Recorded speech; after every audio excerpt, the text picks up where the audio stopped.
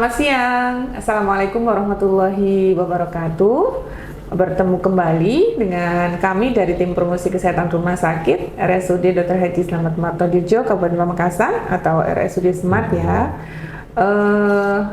Senang sekali pada pagi hari ini saya dapat menjumpai kembali Bapak Ibu semuanya. Seperti biasa dalam program talk show interaktif ya, tentunya kita akan bahas berbagai macam persoalan tentang seputar permasalahan kesehatan, tentu dengan narasumber-narasumber yang expert di bidangnya. Oke, sahabat Smart dimanapun Anda berada, ini sudah ada beberapa yang sudah gabung. Boleh saya sapa Ibu Ila Laila, kemudian Ning Matus ya ini, kemudian ada beberapa juga. Oke, mudah-mudahan Anda semuanya sehat semua dalam keadaan beraktivitas ya. Ini aktif kembali setelah beberapa hari kemarin kita holiday agak lumayan panjang ya. Kemudian kemarin pemilu juga seperti itu.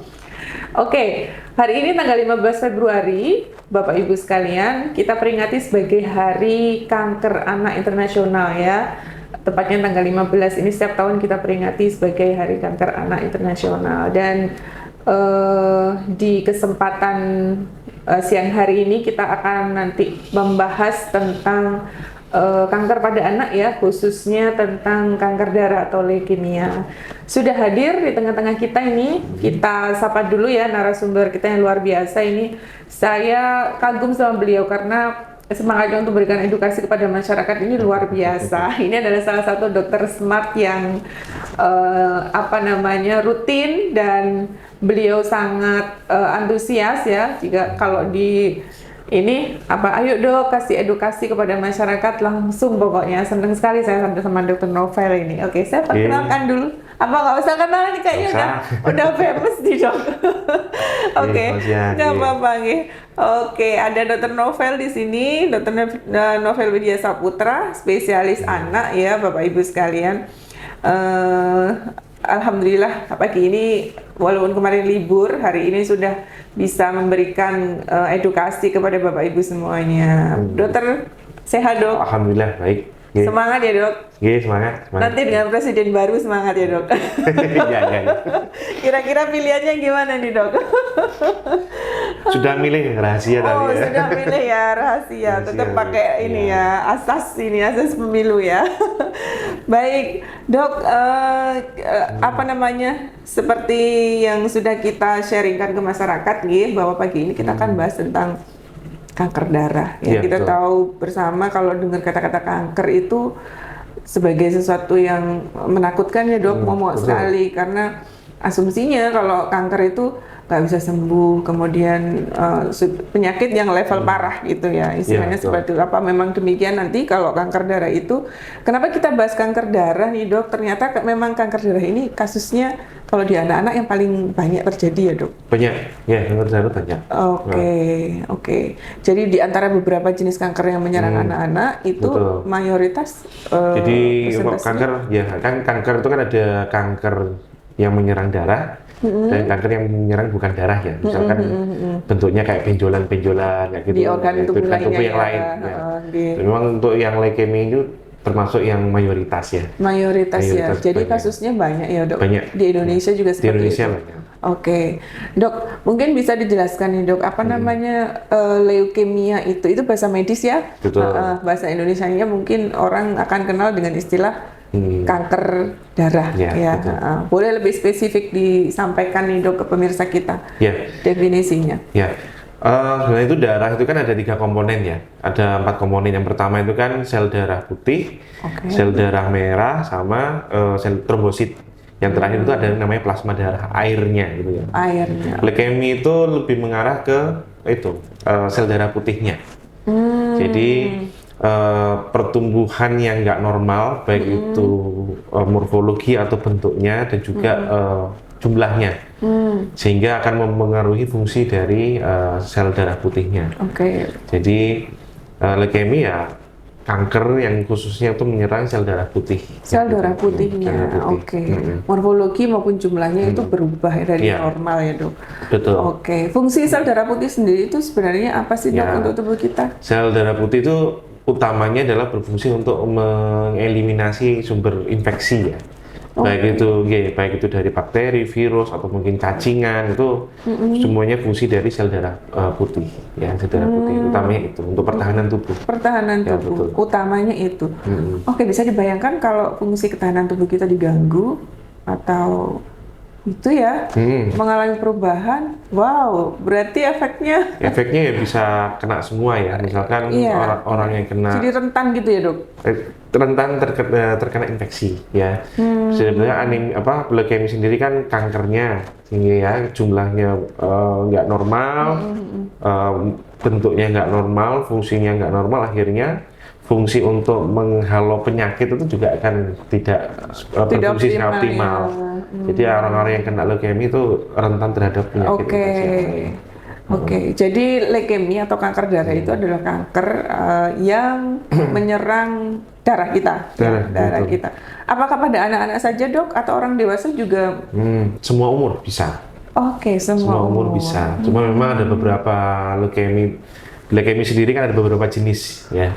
Ada yang mayoritas terkena pada anak-anak, ada yang mayoritas nanti pada usia dewasa baru kena. Oke. Baik. Sebelum jauh ya, Dok, ke ini ke jenis-jenis dari leukemia sendiri. Faktor resiko yang bisa memicu terjadinya leukemia baik itu pada anak maupun dewasa itu kira-kira apa saja nih, Dok? Adakah berhubungan sama lifestyle mungkin atau genetik ya? Silakan, Dok. Kalau penyebab utamanya masih belum diketahui ya. Oke, nggak spesifik gitu ya? Spesifik. Kalau masalah genetik misalkan itu ada beberapa penyakit leukemia itu yang menyerang pada orang-orang dengan gen tertentu. Misalkan orang-orang dengan Down syndrome. Down syndrome itu kan kelainan hormon ya, kelainan kromosom, kelainan dari selnya. Itu ada yang khusus untuk menyerang mereka itu ada. Genetik yang sifatnya turunan, misalkan ada beberapa keluarga kita yang dulu pernah kena kanker payudara atau kanker rahim, itu ada beberapa keturunannya yang berpotensi untuk terkena. Resikonya lebih tinggi dari yang tidak ya, Dok? Ya. Terus misalkan faktor paparan benda asing, misalkan pestisida, misalkan kita hidupnya di mana, di persawahan gitu ya. Misalkan ada beberapa pasien yang dari lingkungan persawahan itu terpapar pestisida. Ya, jadi itu bisa ini juga nggak sih? Misalkan makan sayuran yang nyucinya kurang bersih. Bisa. Bisa pestisida yang disemprotkan terus kita hirup atau yang nempel pada makanan itu.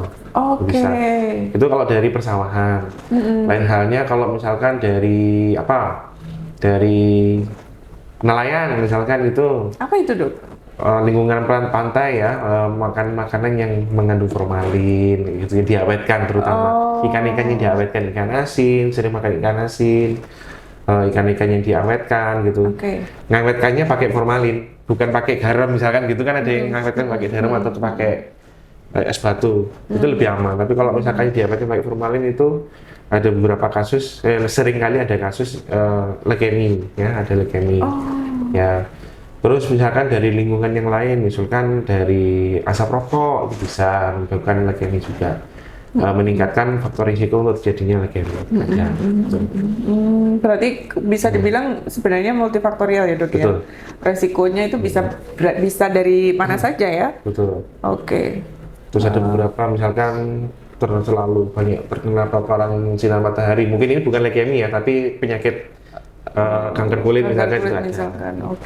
Ya banyak ya. Banyak. Kemudian, Dokter, kalau misalkan indikasi kita bisa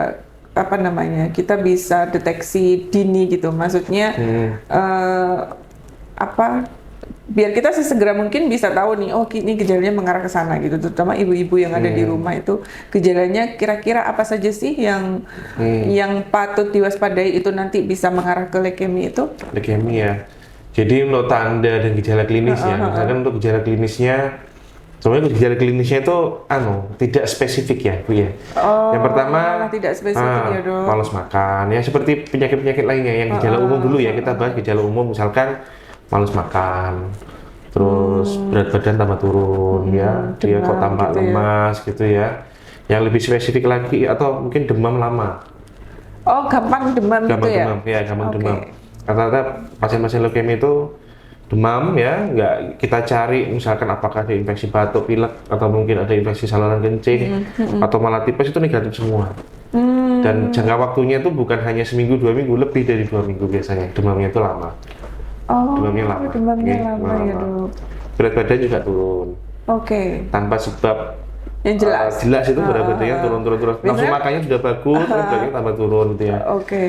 Bukan TBC, kan ada berat badan turun kan oke, TBC juga. oke. Itu bukan TBC, nggak ada gejala batuk pilek, Oke. tapi berat badan kok tambah turun gitu ya. Iya, iya. Nah, yang spesifik lagi gejalanya adalah mungkin sering perdarahan, mimisan mungkin, sering misalkan gusinya sering berdarah, ya. Terus mungkin terbentur, sering lebam-lebam. Oh, Ya, itu gejala gitu. yang paling Yang- mudah dikenali ya dok gejala ya. perdarahan gitu ya. Gejala perdarahan. Lebam-lebam, misalkan ada bintik-bintik kemerahan gitu ya. Oke. Cara membedakan bintik kemerahan pada gigitan nyamuk atau enggak itu kan kalau kita lebarkan pada gigitan nyamuk itu kan hilang merahnya. Iya, iya. Nah, kalau itu enggak, ya bintik-bintik kemerahan. Bintik-bintik, oke. Mungkin dilihat telapak tangannya ini kan agak pink nih, Iya dok. pucat. Oke, pucat Oke. ya. Telapak tangannya pucat, mungkin di sini di konjungtivanya juga pucat. Gitu. Mungkin dilihat juga lidahnya kalau tambah pucat biasanya dari situ ada ya tanda-tanda perdarahan itu ya, Tanda-tanda perdarahan itu ya, perdarahan. terus juga pucat. Oke. Tanda-tanda lain misalkan sering-sering diraba, sini lehernya ada benjolan-benjolan. Bengkak gitu ya dok. Pembesaran kelenjar getah bening. Oke. Kayak apa? Kelenjeran ya kata orang di sini ada kelenjeran itu. Oke. Di sini, mungkin di ketiak sini ada. Kalau enggak di selangkangan. Oke, itu memang tempat-tempatnya ini ya, limfatik ya dok ya. Penting Oke. itu. Kadang-kadang juga ada perutnya kok kembung, Oke. perutnya besar. Biasanya lebih duluan mana itu dok? Biasanya Kalau sudah pucat sih. Paling sering itu pucat. Paling Nah, sering paling nampak sering. duluan itu pucat ya. Sering pucat. Oke. Jadi kalau Kadang kan, kenapa? Mimisan itu dianggapnya kalau di daerah itu biasa aja gitu, mimisan biasa ya. anak-anak gitu ya. Ya, biasanya kan mimisan kan kalau nggak bukan karena kelainan darah kan biasanya karena demam terlalu tinggi Demam itu terlalu bisa. tingginya nggak kuat ya. Atau ini mungkin dia hidup di mana? Awalnya dia hidup di Indonesia terus dia pindah ke negara Eropa gitu kan dingin banget, mimisan juga ya. bisa. Oke. Bisa. Tapi nggak terus-terusan kan Nggak ya dok ya. terus-terusan, Tapi ya. kalau leukemia ini pasti frekuensinya akan Ya. lebih sering. Itu Oke, tadi. jadi itu mungkin gejala yang rootnya tadi sumber masalahnya adalah sel darah putihnya ya tadi yang dirusak ya. Kemudian efeknya adalah anemi, tadi pucat, kemudian ketahanan tubuhnya menurun.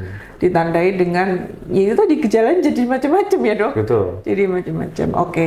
Jadi mungkin Bapak Ibu sekalian kalau menjumpai gejala-gejala seperti yang sudah disampaikan dokter tadi, misalkan pucat, ada kayak indikasi perdarahan ya dok, Betul. mudah sakit, dikit-dikit demam, kemudian demamnya berlangsung agak lama ya. Lama, betul. Terus ternyata di lab misalkan tidak ada demam berdarah, tidak ada tipoid, tidak ada flu, misalkan, nah itu waspada. Nanti pasti dokter akan ini ya Ya, dok. biasanya Akan nanti kan, mengarahkan ya, kalau pola pikir dokternya nanti misalnya gini, kita cek darah ya, cek darah nanti dicek hemoglobinnya berapa. Ya. Oh iya ya, langsung Hemoglobinnya ketahuan ya ya. dok. Hemoglobinnya misalkan rendah. gitu Udah ya. agak rendah gitu. Jadi yang harus dicek hemoglobin, trombosit dan leukositnya. leukositnya. Biasanya leukositnya tinggi di atas, misalkan di atas 50.000, nah kan itu biasanya Oh kayak iya gitu. iya.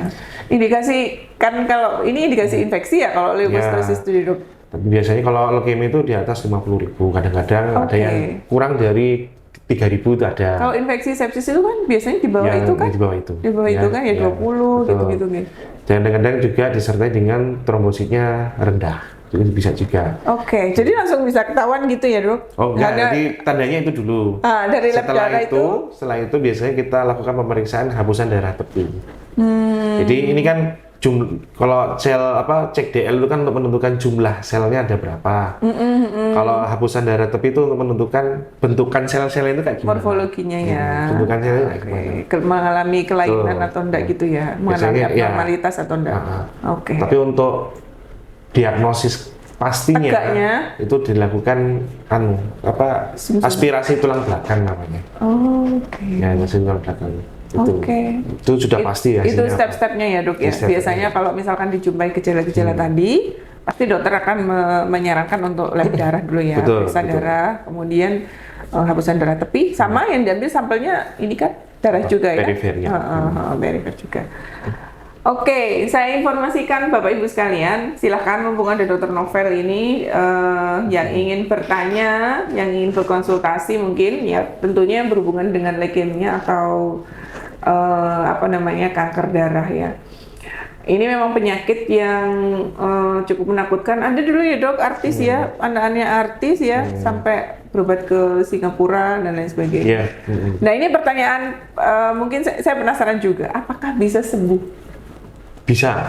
Sembuh itu bahasa lainnya remisi ya. Kalau kita bahasa kedokteran itu remisi, sembuh.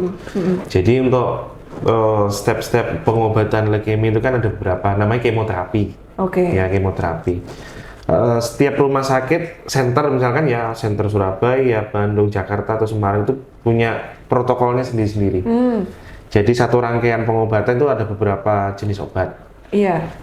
Berapa lama kemoterapi? Rata-rata adalah 100 minggu. 100 minggu ya, hampir 2 tahun. Hampir 2 tahun. Dibagi 3 fase biasanya. Fase yang pertama fase induksi.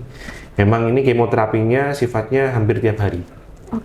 Hampir tiap hari kita kemoterapi. Makanya kayak kadang ada ya dok, kayak rumah singgah khusus untuk penderita leukemia gitu, anak-anak.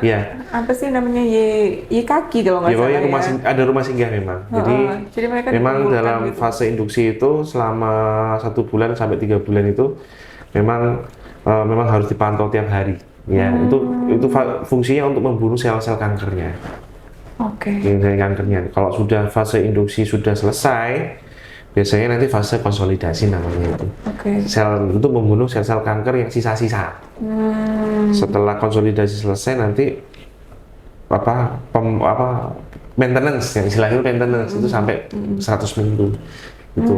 Jadi kalau maintenance itu nggak tiap hari kemoterapinya, mungkin seminggu sekali, 2 minggu sekali.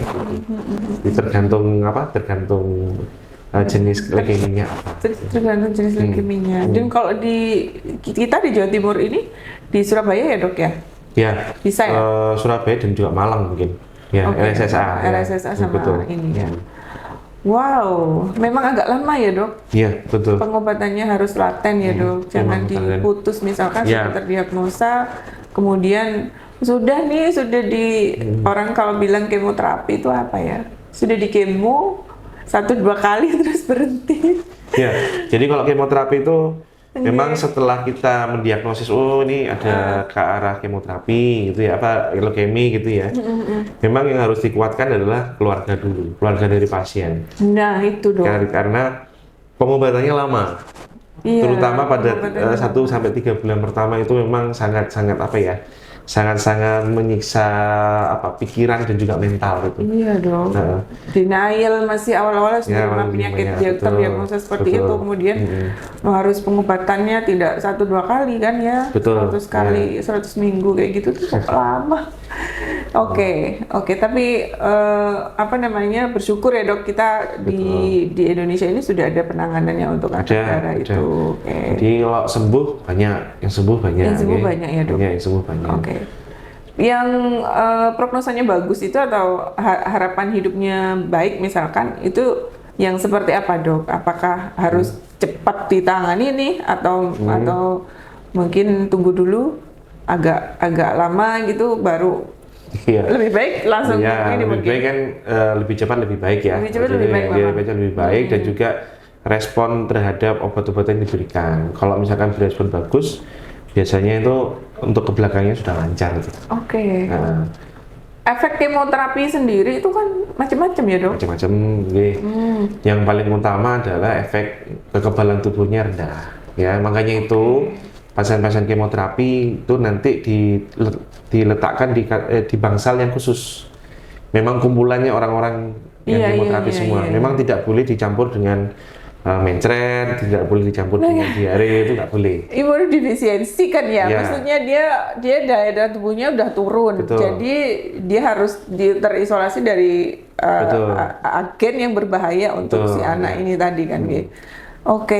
Makanya memang ada suportif ya kalau nggak Betul. salah. Jadi harus kayak kalau misalkan gizinya kurang di situ Ya, itu disupport, harus kemudian harus ditambah juga. ada infeksi apa itu harus segera ini Harus ya iya. Dok. Oke, jadi Itu harus kan ada ruangan khusus, nggih. Banyak Ada itu. lagi ruangan isolasi. Misalkan pasien leukemia tadi menderita misalkan batuk misalkan gitu ya, itu dipindah ke ruangan isolasi. Gitu memang harus benar-benar steril. wow, Iya. terus survivor apa namanya survivor onggu lama karena memang. Oke, silakan Bapak Ibu yang ingin bertanya, silakan ketik di kolom komentar nih. Di sini ada Dokter Novel, mungkin ingin berkonsultasi nih, ada mungkin anaknya yang demam di rumah atau kok kayaknya mengarah sama yang disebutkan sama Dokter Novel tadi ya gitu. Jadi, boleh ditanyakan. Nanti akan ada door prize menarik untuk Bapak Ibu sekalian dengan sebagai penanya terbaik. Oke Dok, itu tadi gejalanya ya Dok ya. Kira-kira nih Dok, apa namanya penyembuhannya itu tadi disebutkan berapa Dok? 100 Hampir 100 minggu. 100 minggu ya, dan itu tergantung juga sama jenis jenis leukemia juga. Oke, jadi Rata-rata. berpengaruh. Apakah hanya kemoterapi saja Dok biasanya? Ya, ada beberapa kasus misalkan disertai dengan ini kalau leukemia hanya kemoterapi. Tapi kalau misalkan kanker-kanker lain, misalkan kanker ada massa ya, ada Ada yang harus tumor diangkat gitu gitu ya. ya? Ada tumor itu memang harus di radioterapi namanya. Radioterapi nanti ada beberapa sesi radioterapi, nanti dilihat tumornya itu apakah mengecil. Kalau sudah mengecil bisa diambil. Nggih. Oke. Tapi kalau leukemia sendiri hanya kemoterapi. Kemoterapi ya, sampai itu ya tadi step-stepnya itu ya Betul. Dok ya. Lama Dok. Wow, kemudian dokter, itu kan tadi kalau sudah muncul gejala-gejala ya, baru kita periksakan. Ada nggak sih deteksi dini ya sebelum gejala-gejala tadi muncul kita bisa bisa tahu kita mengarah ke leukemia gitu Dok? Ada pemeriksaan nggak yang dianjurkan untuk misalkan kalau kanker payudara atau kanker serviks itu kan ada deteksi dininya Dok, IVA test, kemudian pap smear kayak gitu-gitu.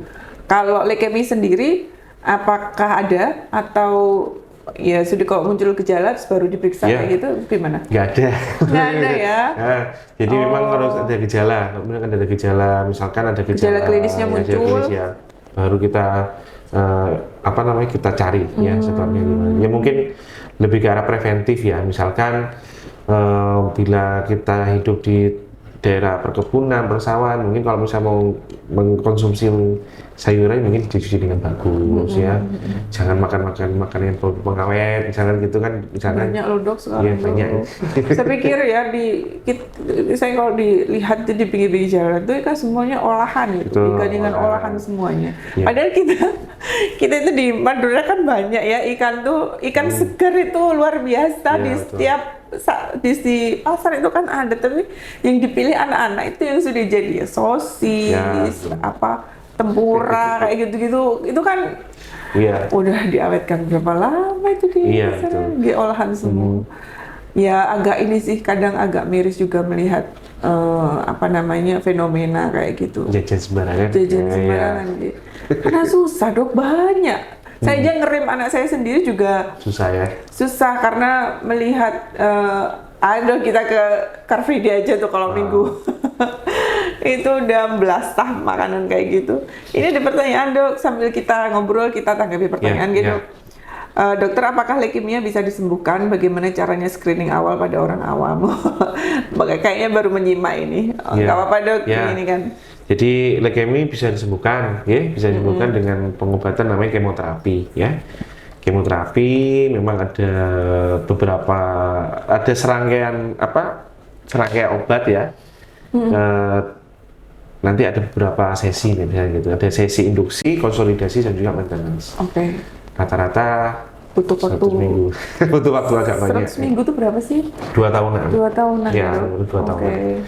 Kalau screening tadi sudah saya bilang memang belum ada untuk screening leukemia ya. Tapi memang untuk kita waspada dengan gejalanya aja, misalnya gejala dia demamnya lama ya, mungkin ada berat badan kok turun ya, nafsu makannya bagus ya, berat badannya turun. Coba sering-sering anak kita dilihat lehernya ada kayak kelenjar, pembesaran kelenjar apa enggak ya. Ada anemia ya, di tangan dilihat ada pucat apa enggak gitu ya. Pucat apa enggak, misalkan perutnya tambah gembung apa enggak itu. Jadi yang gejala-gejala yang mengarah ke sana itu biasanya kan pucat ya, ada pembesaran organ gitu. Kalau nggak livernya besar itu limpahnya besar. Biasanya manifestasinya kembung. Kembung. Oke. Defek Teraba kembung. masa ya dok? Teraba masa nggak sih? Teraba masa. Oh, karena hepar kan ya gede Besar, kan ya? iya, Oke. teraba masa. Oke, baik.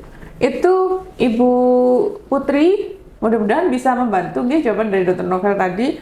Bisa sembuh, jadi harapan hidupnya masih bagus ya dok kalau leukemia. Asalkan patuh sama proses terapinya tadi yang memang cukup lama, tidak seperti kita misalkan menderita tipoid atau DBD gitu 2 minggu sudah enak, sudah bisa beraktivitas kembali gitu. Jadi bisa sembuh Ibu, mudah-mudahan bisa terbantu jawabannya tadi. Screening awal memang belum ada, tidak seperti CA yang lainnya, misalkan CA payudara atau serviks itu bisa deteksi dini. Tapi kalau leukemia ini ya ketika muncul gejala, kemudian dilakukan pemeriksaan. Mungkin bisa juga ya dok, pemeriksaan lab reguler gitu, medical check up gitu ya? Bisa. Bisa. Oke. Kira-kira seperti itu. Ya, secara umum saja. ya. Oke. Kira-kira seperti itu Ibu Putri, terima kasih sudah bertanya. Silakan yang lainnya mungkin ada pertanyaan. Kemudian dokter ketika sudah dinyatakan sembuh gitu ya, tadi prognosanya kan bagus. Sudah sembuh gitu. Apa ada kemungkinan relapse lagi dok? Bisa. Oh ya? Bisa. Oke. Ada kemungkinan relapse lagi bisa. Ya. Sama juga faktor yang menyebabkan dia relapse belum tahu juga ya. Belum tahu juga. Memang setelah sembuh ya dianjurkan untuk kontrol tiap bulan kita cek darah lagi. Walaupun sudah remisi ya, sudah sembuh ya. Sudah sembuh.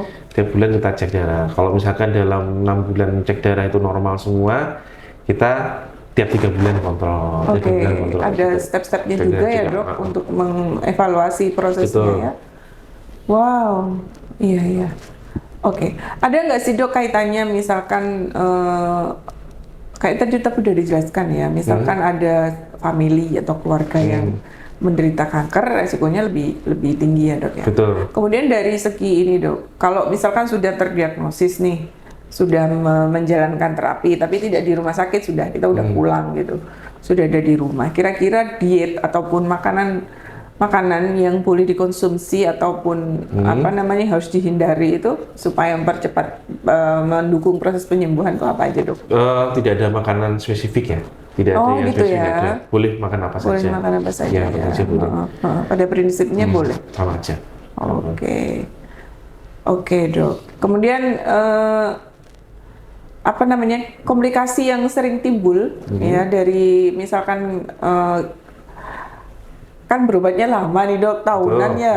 Kemudian jenisnya kemoterapi lagi. Kira-kira gejala-gejala sampingan yang yang biasa muncul tuh apa saja dok? Kalau gejala akibat dari penyakitnya, misalkan itu kan berat badannya turun ya. Biasanya tambah kurus gitu ya. Sering batuk pilek, sering kena infeksi yang lain tuh gejala khusus untuk penyakitnya.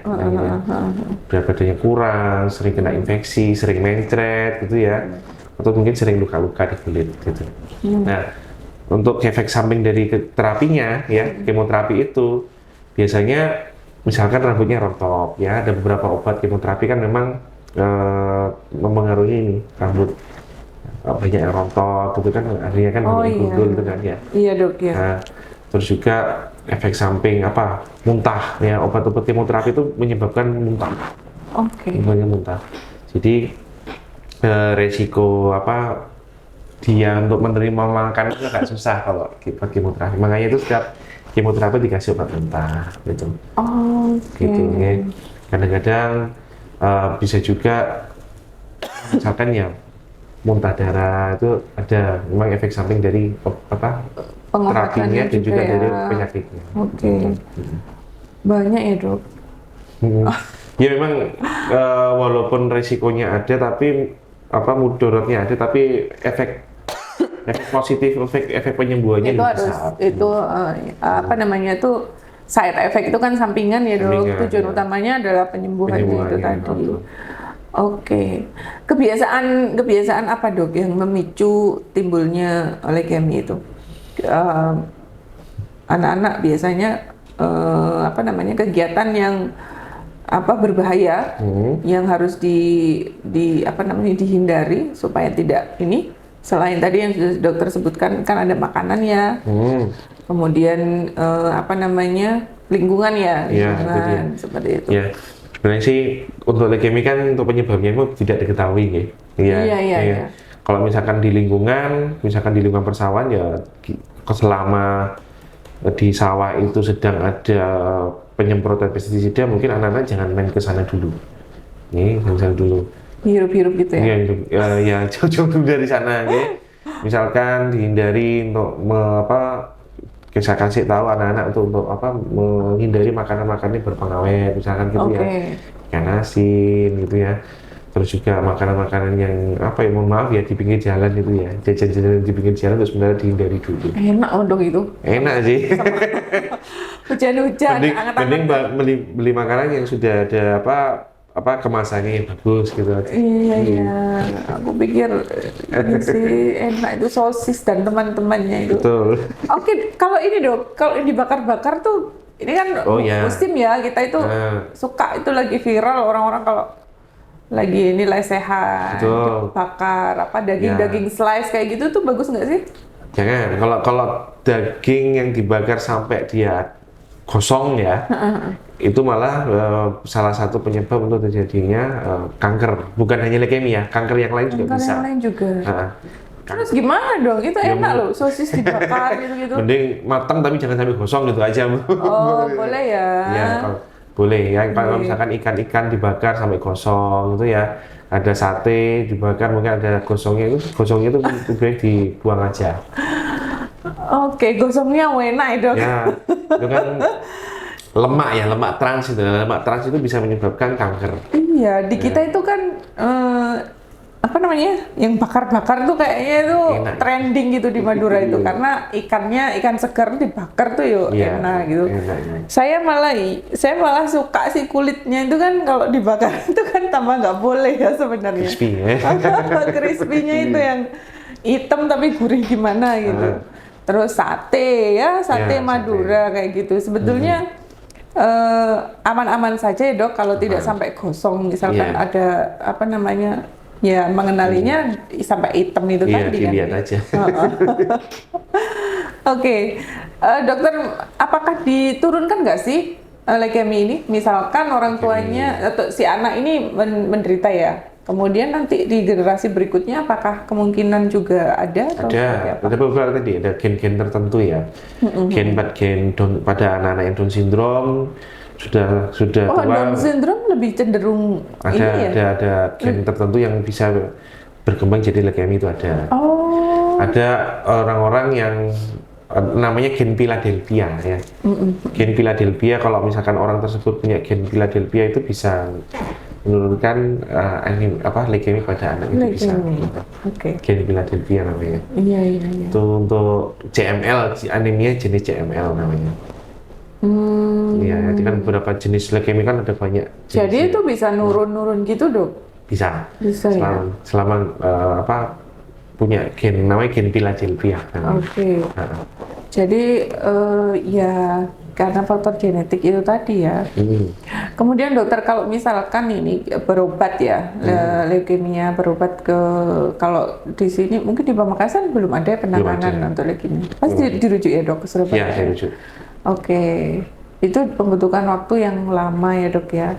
Kemudian kalau misalkan orang tua ini kayak kalau anak itu kan mesti tergantung orang tuanya kan ya. Sejauh ini dok di rumah sakit kita ini case-nya yang sampai dirujuk ke Surabaya itu apakah banyak dok?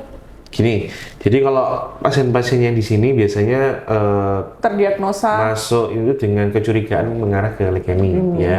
Belum tegak leukemia nih ya. Belum tegak karena bone itu tadi nggak bisa ya di sini. Nggak bisa. Jadi kan cek darah dulu ya, habis itu cek hapusan darah tepi. Biasanya kan dari hapusan darah tepi ini itu mengarah ke leukemi misalnya gitu ya. Kalau sudah mengarah ke leukemi biasanya saya edukasi ke orang tuanya, Bu, ini harus dilakukan Pemeriksaan aspirasi bone marrow namanya ya, BMP itu. BMP itu untuk mendiagnosis secara pasti. Mendiagnosis secara pasti. Cuma di sini nggak bisa, harus saya rujuk ke Surabaya atau ke Malang. Gitu. Jadi di Surabaya dok, di Madura sendiri belum ada ya pemeriksaan bone marrow itu. Kita juga belum punya ini ya yang untuk kanker tuh ya, onkologi ya dok ya. Ayo dok, spesialis onkologi dok. Memang kasusnya kalau dilihat di daerah-daerah memang jarang ya.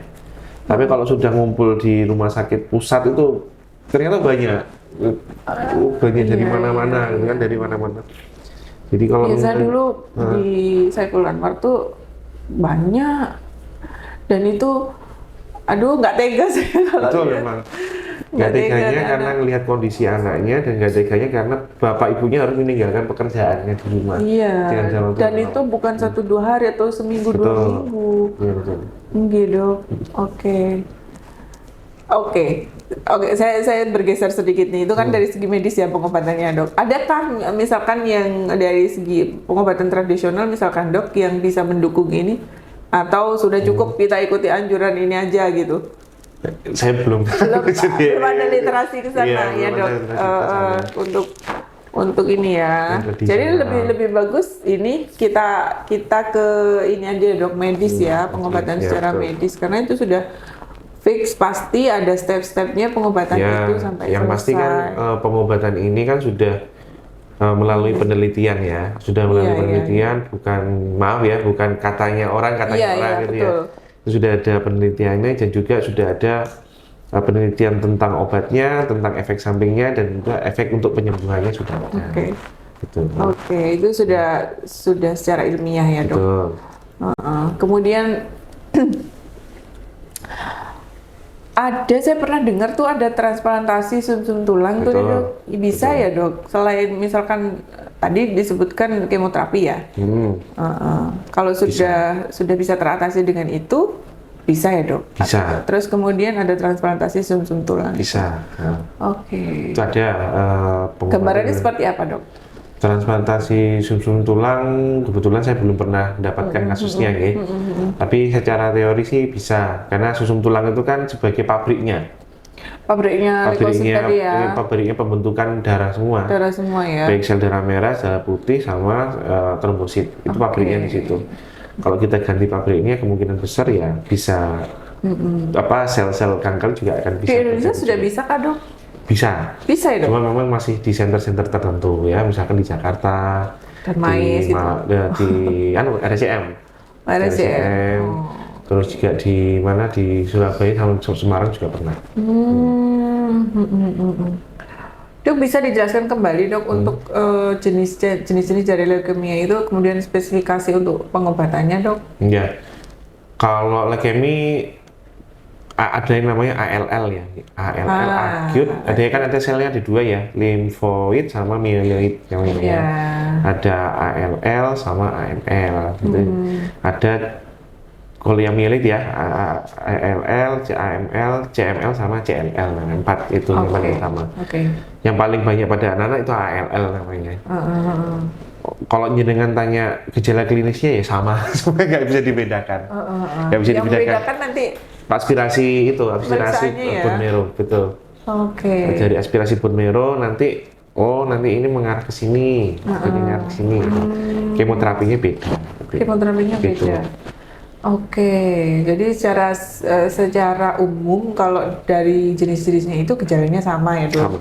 Baru nanti ketahuan setelah pemeriksaan itu sel mana yang terganggu gitu ya. Betul. Oke dok, ada pertanyaan ini dari Ibu Nindi. Selamat siang dokter, pada saat sudah mulai muncul gejala-gejala, biasanya sudah berapa parah ya dok, atau stadium berapa itu? Jadi itu udah muncul gejala baru periksa gitu dok. Biasanya tuh kalau ditemukan kayak gitu tuh stadium berapa itu leukemianya? Beliau tanya tingkat keparahannya ini.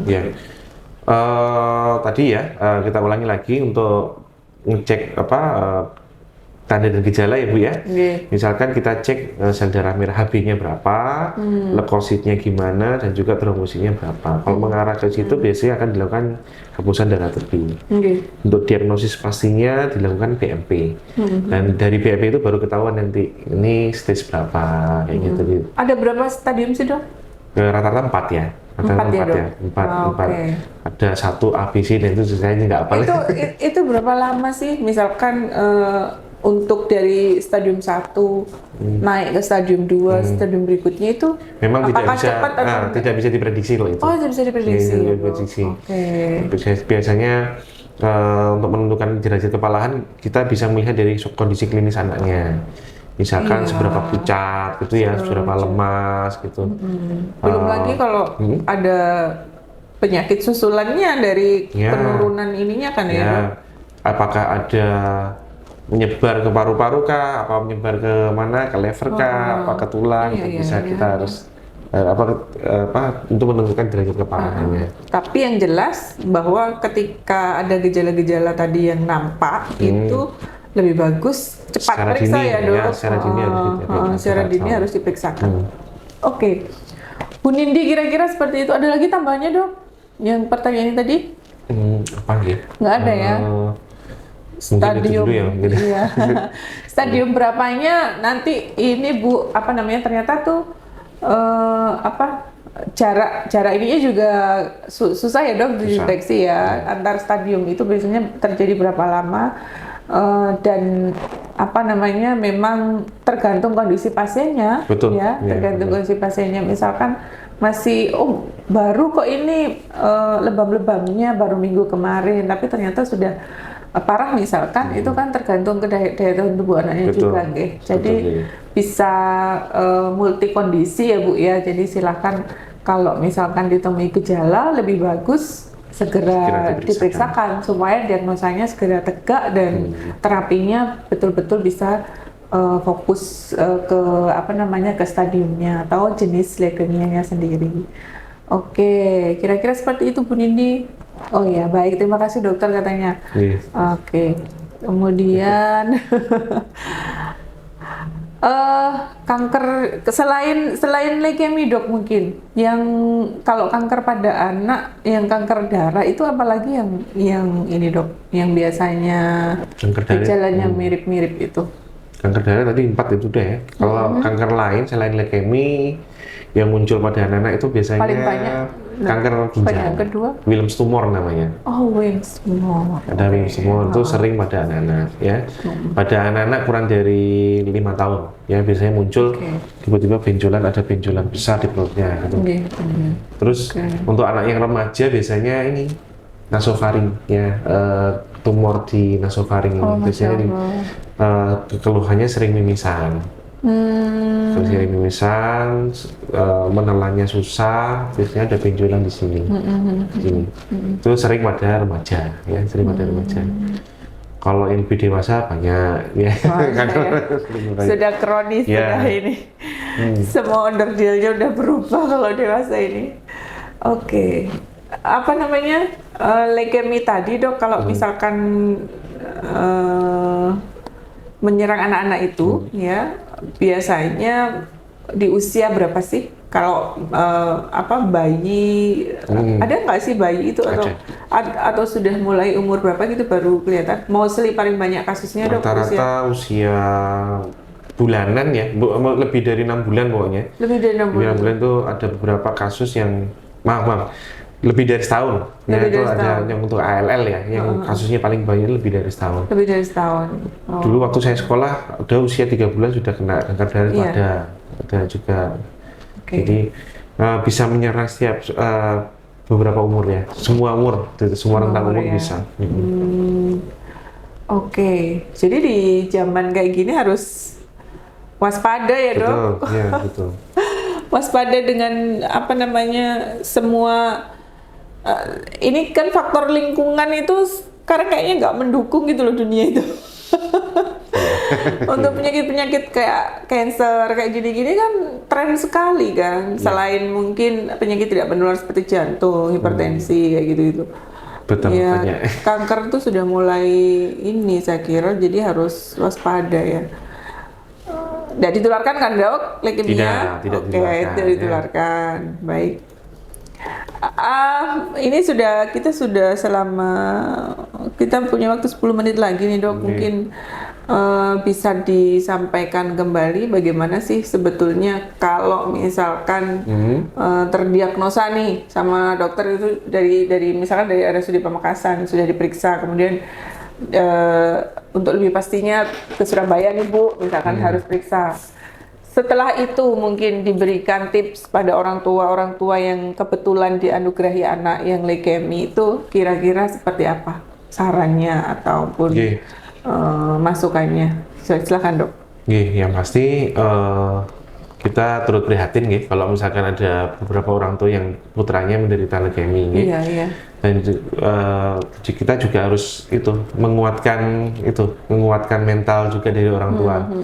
Karena kita edukasi bahwa ini bisa sembuh dengan peluang kesembuhannya berapa persen gitu mungkin. Tergantung kondisi. Nah, ya. Juga nanti kita edukasi bahwa nanti anak ini akan dilakukan kemoterapi. Dan itu kita harus masuk, orang tua itu harus siap ya. Harus siap.